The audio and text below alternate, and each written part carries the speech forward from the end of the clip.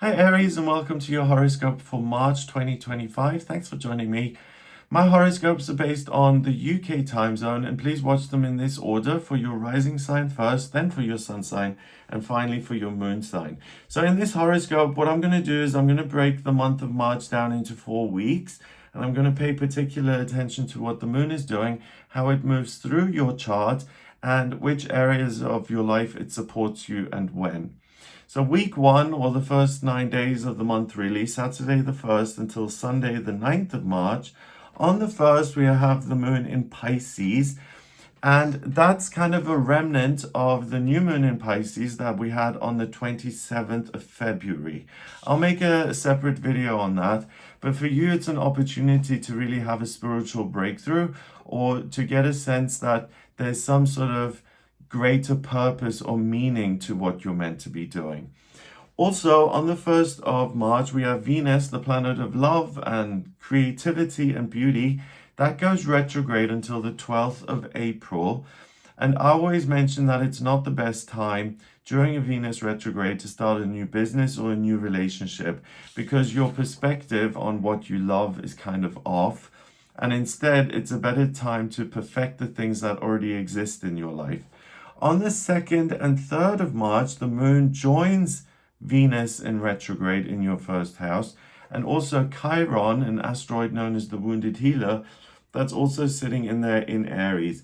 So the 2nd and 3rd of March, there'll be an opportunity for you to really heal any circumstances in your life that are problematic, or that cause you grief, or that have a lot of conflict inherent in them, and you'll be able to look at those and find some sort of solution or resolution.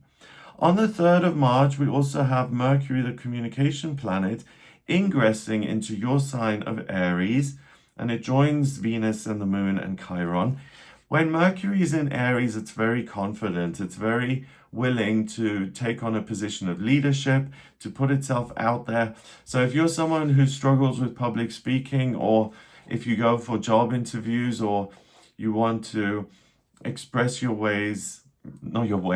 ideas in ways that feel kind of congruous to who you really are, Mercury in Aries really helps you do that, and to express yourself with kind of no apologies needed. On the 4th and 5th, the moon then goes into Taurus, and it joins Uranus, the planet of the miraculous and the unexpected. That's also in Taurus in your second house. So if there are any negotiations that you have going on where it seems like the odds are stacked against you, like work contracts or any financial matters, look at those during the 4th and 5th. You may be surprised that you get an outcome that's better than you expected. On the 6th and 7th, then, these are the two best days for communication and presenting yourself during the first 9 days of March, because the moon goes into Gemini and it joins Jupiter, the lucky planet, also in Gemini, and they're both in your third house of communication. So if you need to go for interviews, or you want to do your TED Talk, or you want to express something to a friend or a family member, and you really want to say what you truly mean without censoring yourself, the 6th and 7th are ideal for that. On the 6th of March, the moon reaches its second quarter, so it's a half moon, and it's waxing, it's getting bigger, on its way to becoming a full moon in Virgo on the 14th of March. So a half moon is interesting because there's balance between light and dark, and it gives you an insight into your own role in things, your own part in things. And I think March overall is a month to really consider what you bring to the table, and to become very self-aware of that. With it waxing and getting bigger, if there are any obstacles that you need to overcome here in March, do it in the first half of the month until the 14th. You'll have the energy and the drive and the confidence to say, this is a problem, I'm going to resolve it, I'm going to overcome this issue very easily. On the 8th and 9th, then, the moon moves into Cancer, and it goes into your 4th house of family, where it joins your transiting ascendant, Hades, and Mars, and they're all in Cancer in that fourth house. So these 2 days are great for family relationships, connections with people who are part of your inner circle, really close friends, but particularly if there's been any conflict in those relationships, sitting down and having a discussion around what's not working is likely to yield very positive results and for you to, again, problem solve very nicely. In terms of stargazing, on the 8th of March, that's the best time during this month to see Mercury in the night sky. So look for the planet low in the sky in the west just after sunset. And it's interesting because that kind of a symbol of what the first 9 days of the month really are about. They're about Mercury, the communication planet, you articulating what you really feel, presenting yourself, using communication in a way to get things done, and speaking the way you actually feel, or saying something and having it reflect what you were trying to express and being satisfied with the outcome. Also worth noting is that Mars, your ruler, that's direct all month, so you're not going to be short of energy here. And all the outer planets, Jupiter, Saturn, Uranus, Neptune, and Pluto, they're all direct all month. So there'll be a lot going on in your external environment where you can have a lot of influence, particularly things that already exist in your life somehow, whether it's health or work or relationships. You'll be able to look at those, see what's missing, what your role in every one of those circumstances is, and how you can make improvements. So let's have a look. For the first 9 days here, the moon started in your 12th house of spirituality, and it ended up in your 4th house. So that's quadrant 1, houses 1, 2, 3, and houses 12 and 4. So the first 9 days are really about your perspective, changing it, and communicating in a way that's really effective. At the beginning of the month, spiritual communication and getting something out of that. And then towards the last few days of the first 9 days, especially the 8th and 9th, improving relationships with loved ones. Week 2, Monday to Sunday, the 10th to the 16th of March. On the 10th, 11th, and 12th, the moon is in Leo, and it's in your 5th house of what you love to do work-wise, romantic relationships, but also relationships with children and your own inner child and playtime. So these 3 days are great for you to excel in doing what you love to do, whether that's paid work or unpaid work, like a hobby. It's great to enjoy yourself playing, spending time with the kids, doing things which are frivolous or not necessarily designed to have some sort of productive outcome, and just feeling good and enjoying your time there. On the 13th and 14th, the moon moves into Virgo, and Virgo is a sign that's ruled by Mercury, the communication planet, and Virgo loves to analyze the situation and to look at the details and then to come up with an answer. And the 6th house is your health, your daily routines, and the structures of your life. So on the 13th and 14th, you'll be able to identify things that are unhelpful and that keep you ill, for instance, or that means there's more chaos in your life than there needs to be. But particularly on the 14th of March, we have a lunar eclipse on the south node, and that's a full moon in Virgo. So that's when this is at its peak. But eclipses, because the natural process of the full moon and the new moon is interrupted, the effects of those can be felt for the next 6 months. So for you, from the 14th of March until August, any changes you want to make to your own physical health, the real serious structures of your life, where you live, whether you commute to work or whether you work from home, what part of the world you live in. If you want to make any changes in those areas, you have the next 6 months to do that, to set goals and then to stick to them. On the 15th and 16th, the moon moves into Libra and it goes into your 7th house of relationships. So these 2 days, when it comes to your relationships, make sure that you don't believe everything you're told. Make sure you check the facts yourself, and make sure that you consider that another person may have some sort of agenda which they're not necessarily telling you about.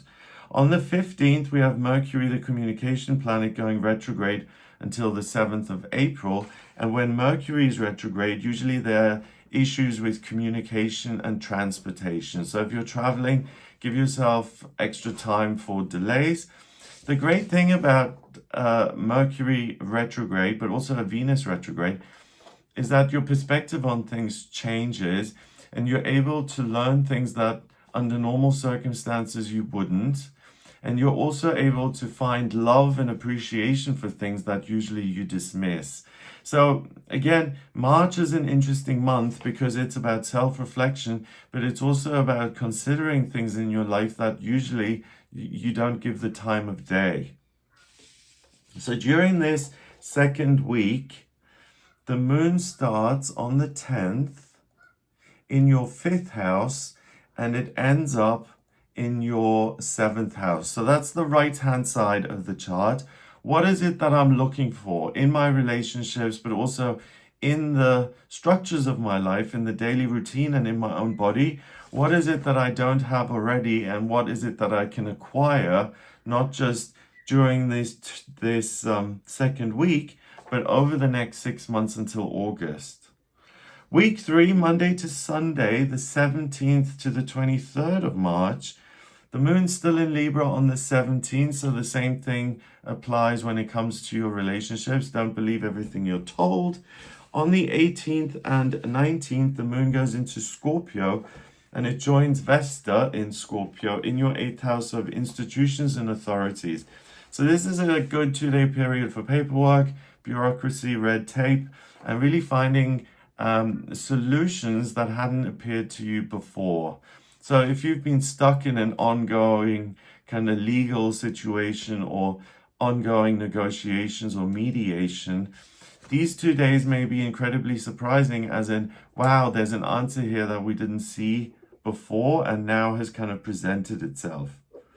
On the 20th, 21st, and 22nd, the moon goes into Sagittarius and it moves into your 9th house of education, travel, and the higher realms. So again, with Venus and Mercury being retrograde, you may find that there's an area of study that you now become interested in that you wouldn't usually consider, or that you want to visit a place that you had no interest in before. So this is really an opportunity here in the month to broaden your horizons by engaging with things that usually wouldn't interest you. On the 20th of March, the sun enters Aries, so happy birthday, Aries. That goes into your 1st house of self. Also, the 20th of March, we have the spring equinox in the northern hemisphere. If you're in the southern hemisphere, it's the autumn equinox. But either way, it's a time where there's equal day and night. So there's an equal amount of light and dark. And that seems to be the overwhelming theme of March here, that you're really able to see your own shadow, you're able to see your own light, and how you can bring more balance to your own life and what you're contributing to a situation and how that potentially can influence the outcome. And if you make changes there, maybe you can get a better outcome. On the 22nd of March, the moon reaches its 4th quarter, another half moon, and now it's waning away towards becoming a new moon in Aries on the 29th of March. So with it waning, this is a good time to now focus on things that exist in your home life or the domestic sphere of life. It's a good time to maybe hibernate a little bit, or to go within and to again consider the shadow side of yourself, how much you're influenced by that, and what you can do to overcome self-doubt and fear and your own ego that kind of tries to minimize you being your best self. So in week 3, let's see the houses that were covered by the moon. It started in your 7th, and it ended up in your 10th. And I didn't mention that on the 23rd and 24th, the moon goes into Capricorn in your 10th house. So those 2 days are great for work and being productive and getting things done. But in this third week then, the moon covers your third quadrant and the 10th house. So this is really about the public side of your life, your relationships with authorities, with paperwork, with bureaucracy. And then at the end of the third week, what is it that I can do to be really, really productive in my work, in my career? Then week 4, Monday to Monday, the 24th to the 31st of March, On the 24th, we still have the moon in Capricorn, so still great for work. Then it moves into Aquarius on the 25th and the 26th, and it joins Pallas, which represents wisdom in a chart, and Pluto, the planet of transformation and change, that's also in Aquarius in your 11th house. So this is interesting because during this 2-day period, you're going to have an experience of either one of my hopes and dreams has come true, hooray, or one of my hopes and dreams has not come true, and I don't feel like celebrating that, and it's a disappointment. Either way, the benefit of that is that you gain real wisdom around, again, what you're bringing to a situation, what matters, what's important to your life, and what isn't, what you can let go of, and what you want to acquire more of. On the 27th and the 28th, the moon then moves into Pisces, and it joins Saturn, the North Node, and Neptune, as well as Venus in Pisces in your 12th house. On the 27th, Venus goes out of your sign of Aries, and because it's retrograde, it ingresses back into Pisces. On the 29th of March, Mercury does the same thing. Because it's retrograde, it goes out of Aries and retrogrades back into Pisces. But here on the 27th and the 28th, this is another opportunity for you to really gain some sort of spiritual understanding around why you do certain things or what it all means, or even getting a sense that there's something bigger and there is some sort of higher power that loves you and that guides you and that has a plan for your life. So if you're someone who feels disconnected from that, the 27th and the 28th are great days to kind of tap into that sort of energy. On the 29th and 30th, the moon then goes back into Aries in your first house of self. And significantly, on the 29th, we have a solar eclipse on the North Node, and it's a new moon in Aries. So it's a new moon in your sign, pulls a ton of your energy into the chart. And again, because it's an eclipse, the new moon process is interrupted, and this lasts for 6 months, so again till August. You'll have an opportunity after all this soul searching here in March and seeing what do I bring to the table and what is outside of my control. You'll really recognize on the 29th particularly, this is where I'm an expert. This is where I can lead. This is where I can put myself in the limelight and I can shine and I can influence other people and bring them along with me.